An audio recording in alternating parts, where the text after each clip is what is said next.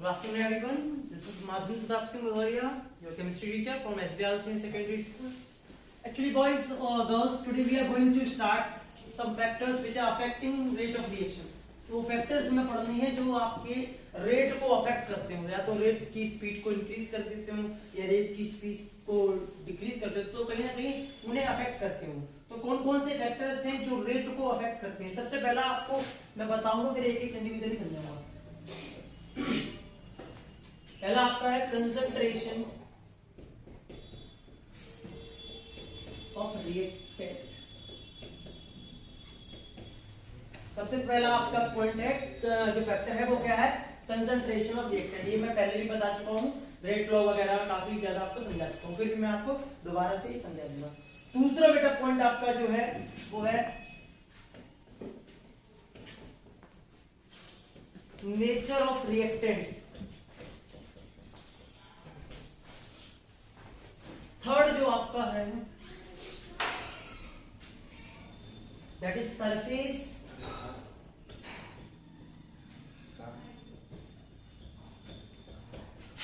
Area of reactant.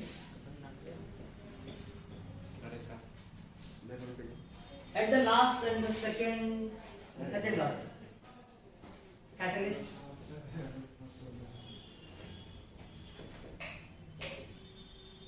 in the fifth step।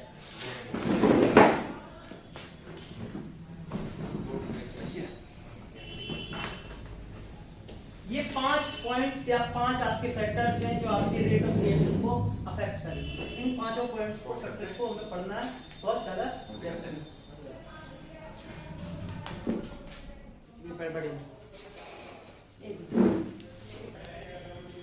पांच points है बहुत important. Concentration of reactant, nature of reactant, surface area of reactant and catalyst और temperature. ये 5 आपके factors हैं जो अफेक्ट करेंगे आपके रेट ऑफ रिएक्शन को। ठीक है, सबसे पहले अगर हम बात करें कंसंट्रेशन ऑफ रिएक्टेंट की, तो आपने पढ़ा हुआ है कि अगर कंसंट्रेशन रेट लॉ से हमने पढ़ा था, तो रेट लॉ क्या बताता था? R बराबर KA टू द पावर, ये बताता था। अगर कहीं ना कहीं आप देखिए इसकी कंसंट्रेशन को बढ़ाइए, पावर 0 तो एक ही आएगा, आपको पता है कि यही आएगा। पावर 1 करते हैं, 2 करते हैं, तो जैसे जैसे रेट लॉ क्या होता है? कंसंट्रेशन डायरेक्टली डिपेंड होता है रेट पे। तो कहीं ना कहीं अगर मैं बात करूं तो आपका कंसंट्रेशन पे जनरली मैं बात करूं, कंसंट्रेशन अगर बढ़ेगा तो आपका रेट भी बढ़ेगा। जनरली ये 95% केसेस में यही होता है। अगर कंसंट्रेशन बढ़ा तो आपका रेट भी बढ़ता है। एक बहुत इंपॉर्टेंट बात, 95% केसेस में आपको जनरली यही देखने को मिलेगा। क्योंकि देखिए यहाँ पर आपने कंसंट्रेशन की पावर बढ़ा दी है, 1 करेंगे, 2 करेंगे, 3 करेंगे, तो रेट का कहीं ना कहीं देखिए डिपेंड कर रहा है, रेट आपका डिपेंड कर रहा है। ये कुछ फैक्टर्स तो हमने रिएक्टेंट कंसंट्रेशन ऑफ रिएक्टेंट को समझा। तो कहीं ना कहीं आप रिएक्टेंट की कंसंट्रेशन को चेंज करते हैं तो आपका रेट डिस्टर्ब होता है, रेट चेंज होता है। जनरली कुछ नेगेटिव और जीरो वाले केस में आपको नहीं देखेगा। 95% केस में अगर आप कंसंट्रेशन चेंज करते हैं, जब ऑर्डर 0 होगा या ऑर्डर फ्रैक्शनल या फिर कैसा ऑर्डर नेगेटिव ऑर्डर होता है, उस केस में पॉजिटिव अगर नेगेटिव ऑर्डर होता है और आपका 0 ऑर्डर होता है, उस केस में कंसंट्रेशन पे डिपेंड नहीं करता है रेट। बट जनरली आपको जो क्वेश्चन देखने को मिलते हैं वो रेट कंसंट्रेशन आपका अगर बढ़ा है तो आपका रेट भी चेंज होगा, कंसंट्रेशन चेंज हुआ है तो रेट भी चेंज होगा। दूसरा अगर हम बात करें, दूसरा पॉइंट जो है चेंज नेचर ऑफ रिएक्टेंट, इसे बड़ा अच्छे से समझना है। नेचर में अगर हम नेचर की बात करते हैं तो हमें 2-3 चीजें देखने को मिलेंगी। सबसे पहले अगर हम बात करें कि अगर आपकी स्पीशीज आपने देखा हो नेचर किस टाइप में मिल सकते हैं आपको? आपका जो रिएक्टेंट है वो गैस, लिक्विड और सॉलिड। आपका जो केमिकल रिएक्टेंट होगा वो किस चीज में मिल सकता है? या तो गैसियस फेस में, या लिक्विड फेस में, या फिर आपको किस में मिल सकता है? सॉलिड फेस में मिल सकता है। 3 फेसेस हैं जिनमें अब चांसेस रेट किसका फास्ट होगा? अगर मान लीजिए मैं बात करूं तो गैस के पार्टिकल के बीच में फोर्स ऑफ अट्रैक्शन क्या होता है? फोर्स ऑफ अट्रैक्शन बहुत कम होता है गैसियस पार्टिकल में। सबसे कम किसमें होता है force of attraction? Gaseous particle में। जो दूर दूर है तो वो आपस में जल्दी से रिएक्ट कर जाएंगे। उससे कम और लिक्विड के पार्टिकल रिएक्ट करेंगे, उससे कम पे सॉलिड के पार्टिकल रिएक्ट करेंगे। तो बहुत इंपॉर्टेंट बात है, रेट ऑफ रिएक्शन किसका ज्यादा होगा? अगर हम बात करें रेट किसका ज्यादा होगा? आपका गैस देन सॉलिड, देन आपकी sorry then liquid, then solid, इस तरीके से। तो क्यों रीजन समझ लीजिए, क्योंकि इनके पार्टिकल्स के बीच में देखिए बहुत दूर दूर होंगे, तो ये जल्दी से रिएक्ट करेंगे। सॉलिड लिक्विड के पार्टिकल के बीच में इतना बॉन्ड फोर्स नहीं होता है, इतना फोर्स अट्रैक्शन नहीं होता है कंपैरेटिव टू गैस, इतना फोर्स अट्रैक्शन नहीं होता है, जिसकी वजह से वो आपस में क्या कर रहे हैं, रिएक्ट कर रहे हैं। हम बात करते हैं कि इसका एक और प्रॉपर्टी है कि होमो, आपका केमिकल होमोजेनियस है या हेटेरोजेनियस, तो समझ लीजिए आपके केमिकल कैसे हैं, होमोजेनियस और हेटेरोजेनियस। तो होमोजेनियस और हेटेरोजेनियस पे कौन समझते हैं।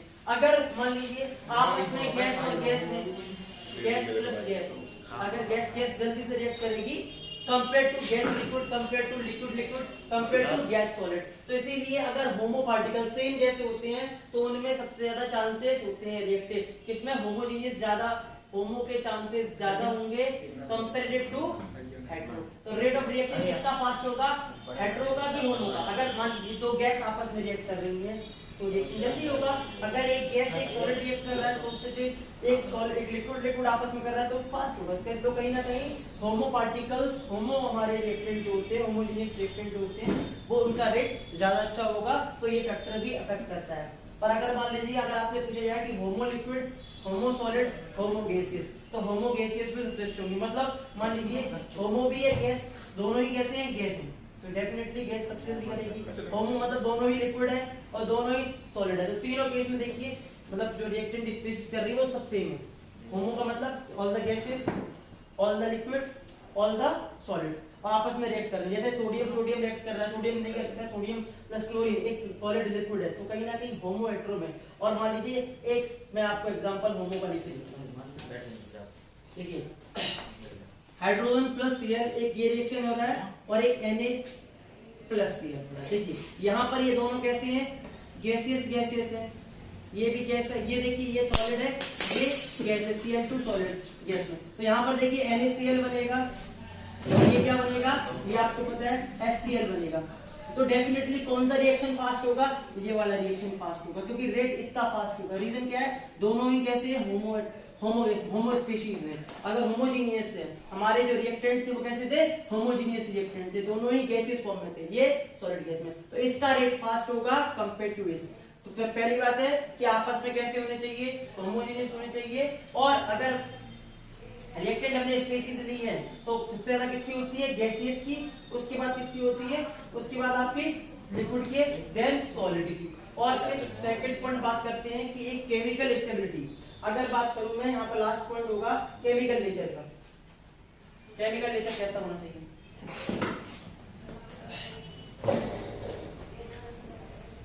केमिकल नेचर,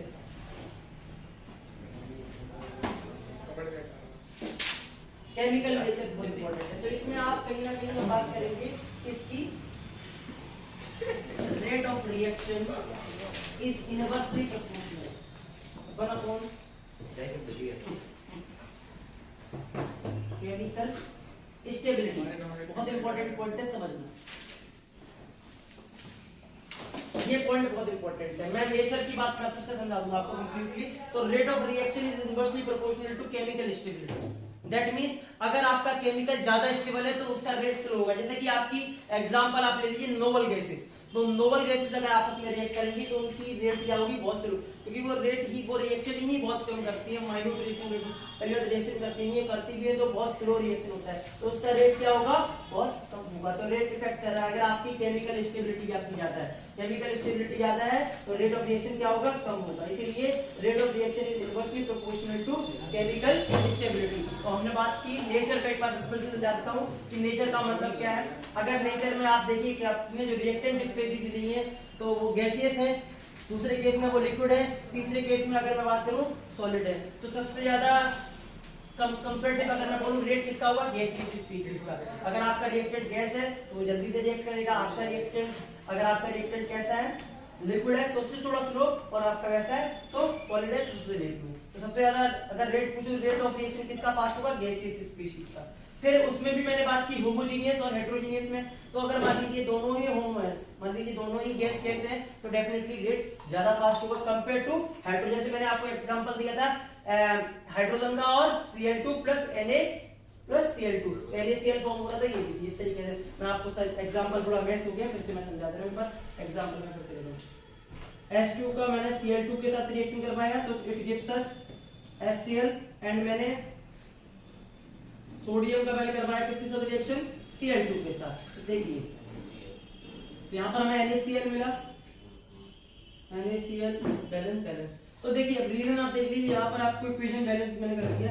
अब ये गैस था, ये कहता था सॉलिड था, यहाँ पर दोनों ही गैस थे, ये भी गैस था, तो रेट ऑफ रिएक्शन किसका ज्यादा होगा, रेट ऑफ रिएक्शन ऊपर वाले का ज्यादा होगा। क्यों होगा, क्योंकि दोनों ही कैसे हैं, होमो है, दोनों ही गैसेस हैं। तो होमोजेनियस अगर आपके रिएक्टेंट है तो डेफिनेटली उनका रेट ऑफ रिएक्शन अधिक होगा कंपेयर टू हेटेरोजेनियस। नीचे वाला देखिए ये हेटेरो है, एक सॉलिड एक गैस। और मान लीजिए इस तरीके से आप पढ़ सकते हैं होमोजेनियस और हेटेरोजेनियस में किसका अगर रिएक्टेंट आपका नेचर किस पे डिपेंड करता है, किसकी अच्छी रेट होगी, होमोजेनियस का रेट अच्छा होगा हेटेरोजेनियस के कंपैरिजन में। फिर मैंने बात की, थर्ड पॉइंट था केमिकल नेचर। तो rate of reaction is inversely proportional to chemical stability. अगर आपका केमिकल आपने जो रिएक्टेंट ली है वो केमिकली ज्यादा स्टेबल है, स्टेबल का मतलब है उनका ऑक्टेट कंप्लीट है या वो बैलेंस है, तो वो लेस रिएक्टिव है, तो वो डेफिनेटली उनका रेट ऑफ रिएक्शन क्या होगा, कम होगा। रीजन आपको मैंने दे दिया, नोबल गैसेस का रिएक्शन करवाइए तो उनका रेट आपको क्या मिलेगा, रेट ऑफ रिएक्शन बहुत कम देखने को मिलेगा, मतलब लेस मिलेगा, रेट ऑफ रिएक्शन बहुत कम होगा, इनवर्सली प्रोपोर्शनल है। आप केमिकल स्टेबल कंपाउंड लेके आएंगे तो उसका रेट कम आपको मिलेगा, इसीलिए rate of reaction is inversely proportional to chemical stability. अब मैं बात करता हूं थर्ड पॉइंट की, जो आपका है सरफेस एरिया ऑफ रिएक्टेंट।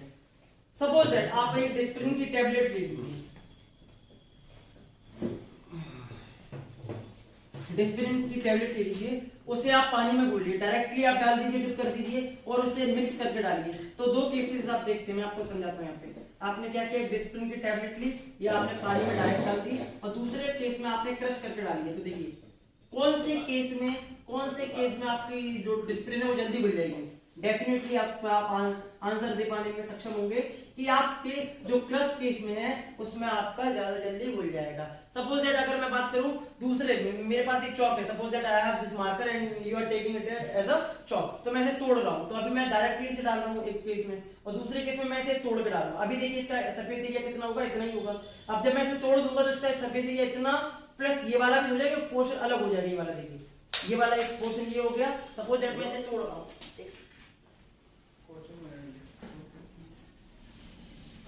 तो देखिए इस केस में मैं इसे तोड़ रहा हूं, अभी केस सरफेस एरिया इसका पहले नोट करते हैं, दूसरे केस में फिर मैं आपको समझाता हूं क्या है।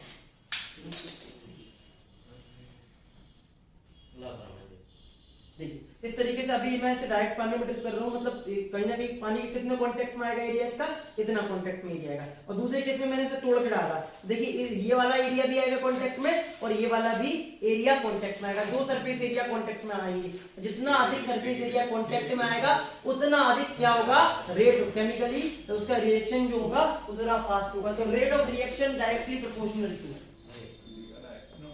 Rate of reaction is directly proportional to surface area of reactant।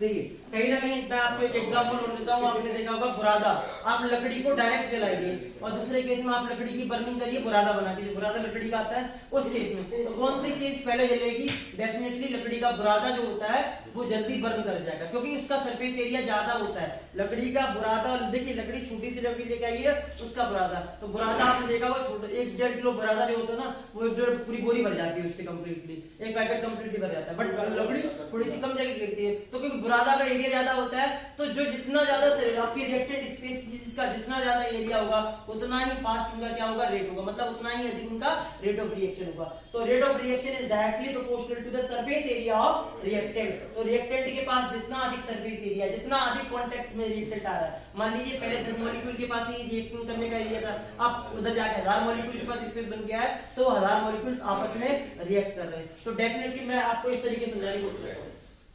देखिए आपने सोडियम को लिया, पानी में डाला, ठीक है, डायरेक्ट सोडियम को, और आपने सोडियम को क्रश करके पानी डाला, तो देखिए यहाँ पर बहुत सारे सोडियम के मॉलिक्यूल एक बार में कांटेक्ट में आ जाएंगे वाटर के। अभी देखिए इतना ही पोर्शन सोडियम का कांटेक्ट में आ पाएगा वाटर के, और इस केस में क्या होगा, बहुत सारे मॉलिक्यूल क्रश करके जब आप सोडियम को डाल रहे हैं तो बहुत ज्यादा मॉलिक्यूल और ज्यादा जल्दी बर्निंग होगी और रेट ऑफ रिएक्शन क्या होगा, अधिक होगा। तो rate of reaction is directly proportional, rate of reaction बढ़ेगा अगर सरफेस एरिया रिएक्टेंट का ज्यादा है। वाटर का और किसका मैंने करवाया, उस दो केसेस में देखा आपको, यहाँ पे मैंने सोडियम को क्रश करके डाला, कहते डाला तो अधिक सोडियम एकदम कांटेक्ट में आ गया। इस केस में पहले इतना ही सोडियम का इतना ही एरिया कांटेक्ट में आया, तो डेफिनेटली रिएक्शन किसका फास्ट होगा, इसका। रेट ऑफ रिएक्शन किसका ज्यादा होगा, स्पीड ऑफ रिएक्शन किसकी ज्यादा होगी, इसकी।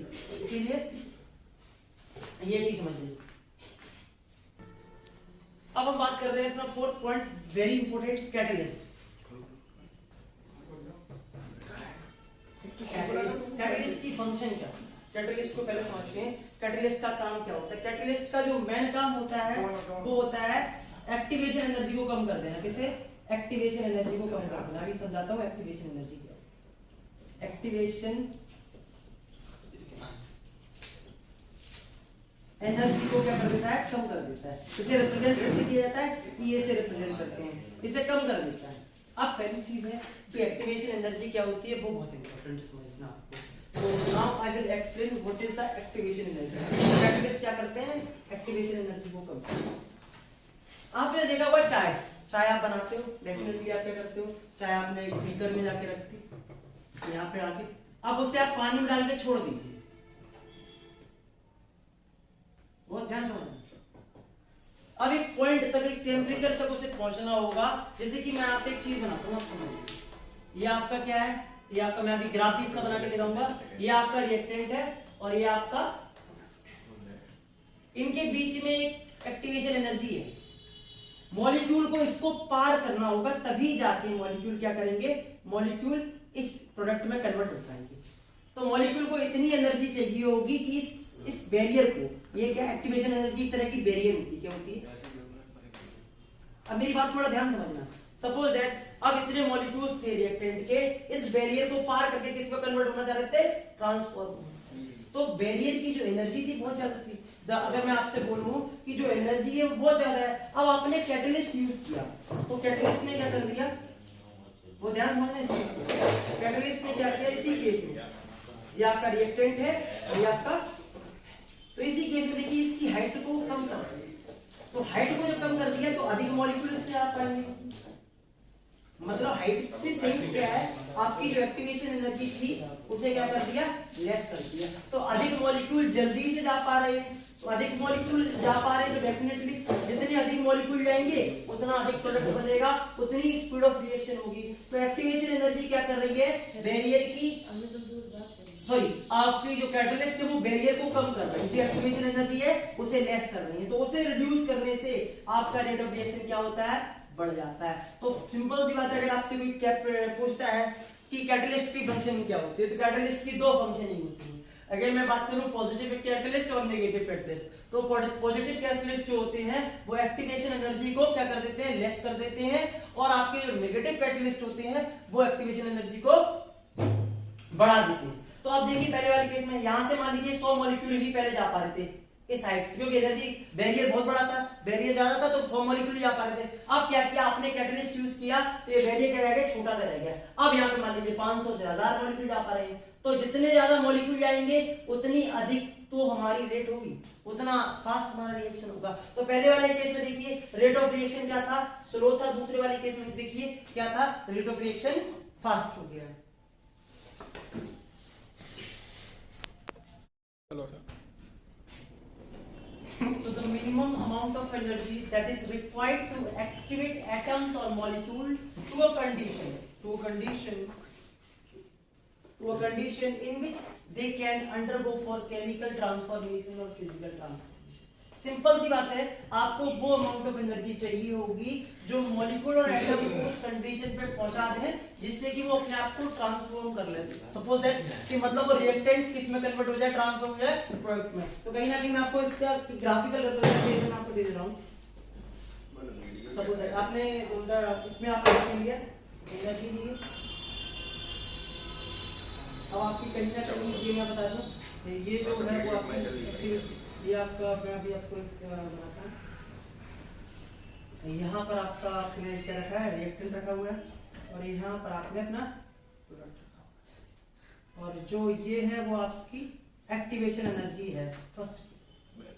तो कहीं ना कहीं एक्टिवेशन एनर्जी आप इसको मॉलिक्यूल पार करके ऐसा बनेगा। अब मैं दूसरे केस में मैंने क्या किया, मैंने इसे एनर्जी दे दी। कौन सी एनर्जी दे दी? एक्टिवेशन एनर्जी दी। मैंने कैटलिस्ट को यूज कर लिया। ये आपकी क्या थी? एक्टिवेशन एनर्जी, मतलब ये आपका बैरियर था। अब दूसरे केस में मैंने क्या किया, मैंने क्या किया, देखिए यहाँ पे केस में मैंने ऐसे किया, मैंने कैटलिस्ट का यूज किया। तो कैटलिस्ट ने क्या कर दिया, कैटलिस्ट ने जो हाइट थी किसकी, आपकी बैरियर की, वो क्या कर दी, कम कर दी। मतलब आपकी जो एक्टिवेशन एनर्जी थी उसे कम कर दिया। क्या कर दिया? कम कर दिया। अगर मैं कहूं आपसे ट्रांजिशन स्टेट कौन सी थी, तो ये आपकी ट्रांजिशन स्टेट थी। ट्रांजिशन स्टेट थी। दूसरे पॉइंट पर अगर मैं बात करूं, ये आपकी क्या थी, यहाँ पर आपकी ये थी एक्टिवेशन एनर्जी, ये थी। और मैं बात करूं, फिर मैंने आपको क्या दिया, अगर मैं बोलूं ये दूसरा पीस अल्टरनेटिव पाथ अगर आपके बन गए, यहाँ पर देखिए ये क्या है,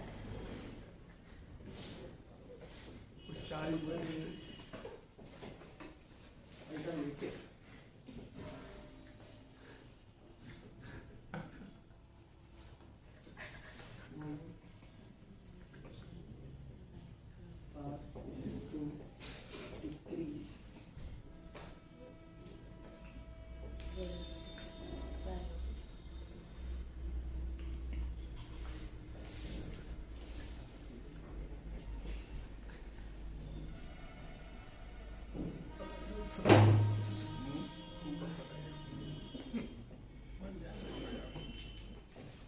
बहुत सिंपल है।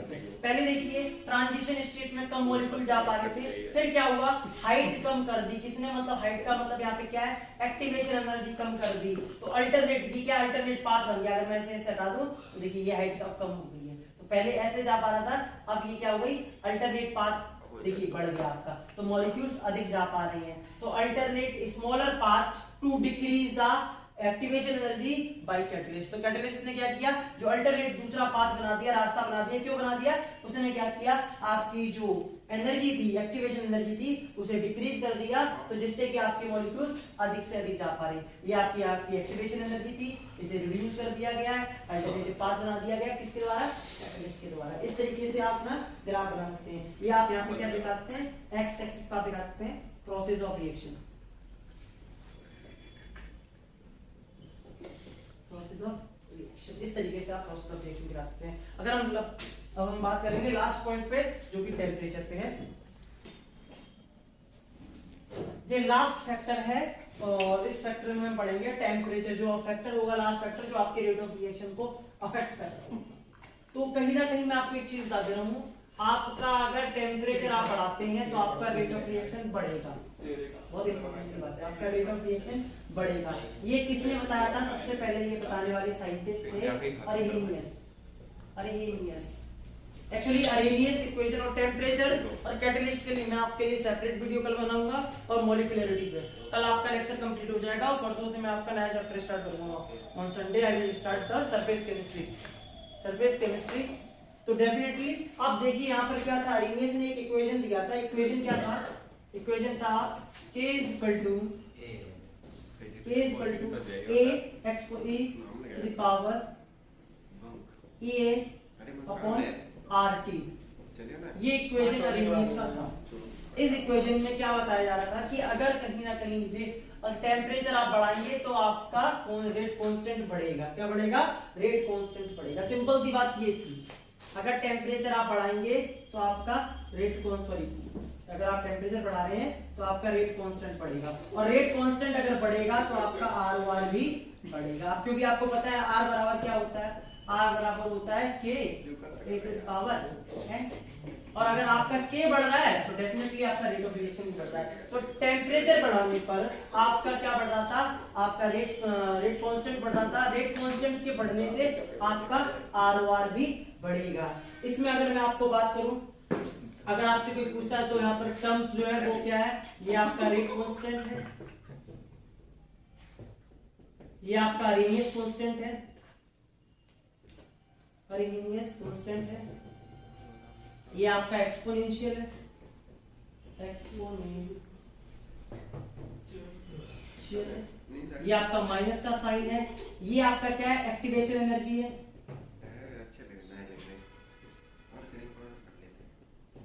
Energy E is activation energy.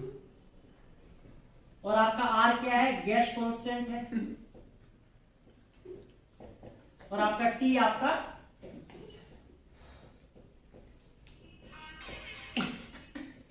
बहुत ध्यान से समझ लीजिए, टेम्परेचर बढ़ाने पे आपका रेट ऑफ रिएक्शन बढ़ेगा। क्यों बढ़ेगा, टेम्परेचर जब आप बढ़ाएंगे तो आपका रेट कांस्टेंट बढ़ता है, और रेट कांस्टेंट अगर बढ़ रहा है तो आपका पूरा कंप्लीट रेट ऑफ रिएक्शन भी बढ़ेगा। ROR क्या होगा, कंप्लीट इंक्रीज करेगा, चेंज होगा। तो रेट ऑफ आपसे कोई पूछता है रेट ऑफ रिएक्शन अफेक्ट करेगा, अगर आपका क्या इफेक्ट करता है, के।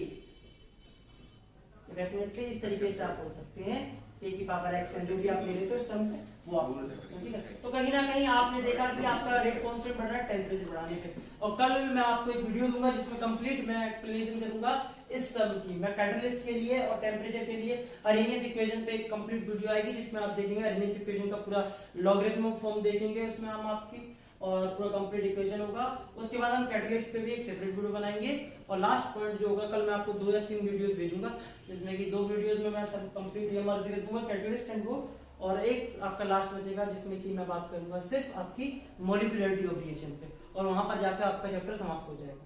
फिर ऑन संडे और Monday I will start new chapter surface chemistry. इस चैप्टर के कंप्लीट आपको नोट भी आपको ग्रुप पे मिल जाएंगे, आपके फ्लिपलर्न लैब पे मिल जाएंगे। बाय द संडे आपको कंप्लीट नोट्स मिल जाएंगे इस चैप्टर के। और मैंने आपको शीट्स भेज दी है इस चैप्टर की, आप सॉल्व करिए घर पे बैठ के और आप चेक कर सकते हैं। मैं लिंक ग्रुप में ऐड कर दूंगा PDF की, वो आप चेक कर सकते हैं। Thank you, have a nice day.